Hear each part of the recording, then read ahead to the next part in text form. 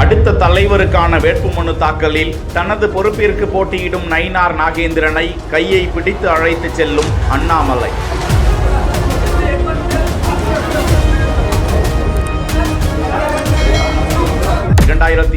கட்சியில் சேர்ந்து 21 கட்சியின் மாநில தலைவராக உருவெடுத்து பல்வேறு பரபரப்பு உரையாடல்கள், திமுகவை எதிர்க்கும் பலமான குரல், 2025 தலைவர் பதவியில் இருந்து இறக்கம்.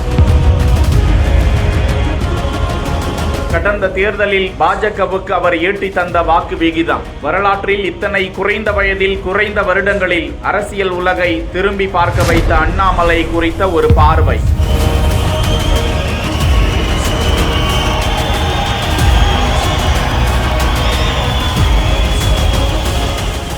2021 ஜூலை 8 பாஜக தலைவராக நியமிக்கப்படுகிறார் அண்ணாமலை. 4 ஆண்டுகளில் பெரும்பாலும் அனுதினமும் அவர் செய்தியாளர்களை சந்தித்து வந்தவர் என்று கூறினால் மிகையாகாது. ஒரு சட்டமன்ற தேர்தலையும் ஒரு மக்களவை தேர்தலையும் சந்தித்தவர் அண்ணாமலை. IPS முன்னாள் காவல்துறை அதிகாரி. 2020ஆம் ஆண்டு பாரதிய ஜனதா கட்சியில் இணைகிறார். அடுத்து 2021 தமிழ்நாடு சட்டமன்ற தேர்தலில் அரவக்குறிச்சி தொகுதியில் போட்டியிட்டு தோல்வி.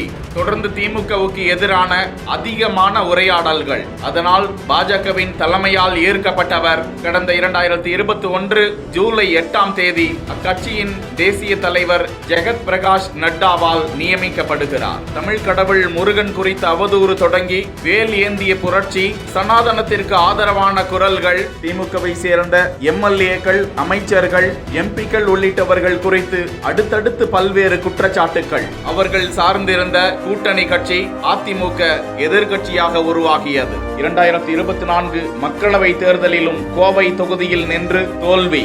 பிஜேபியை சார்ந்தவர்களால் ஒரு பலமான மாநில தலைவர் என போற்றிக் கொண்டிருந்த வேளையில் பாஜக தலைமைக்கான தேர்தல் அறிவிக்கப்பட வேண்டியிருந்தது. தேர்தல் விதி 10 வருடங்கள் ஒருவர் உறுப்பினராக இருந்தால் மட்டுமே பாஜகவில் மாநில தலைவராக இருக்க முடியும். இந்த நிலையில் நயினார் நாகேந்திரன் போட்டியின்றி தமிழக பாஜக தலைவராக தேர்ந்தெடுக்கப்பட்டார். அண்ணாமலை பாஜக தலைமையால் தேசிய பொதுக்குழு உறுப்பினராக தேர்வு செய்யப்பட்டிருக்கிறார்.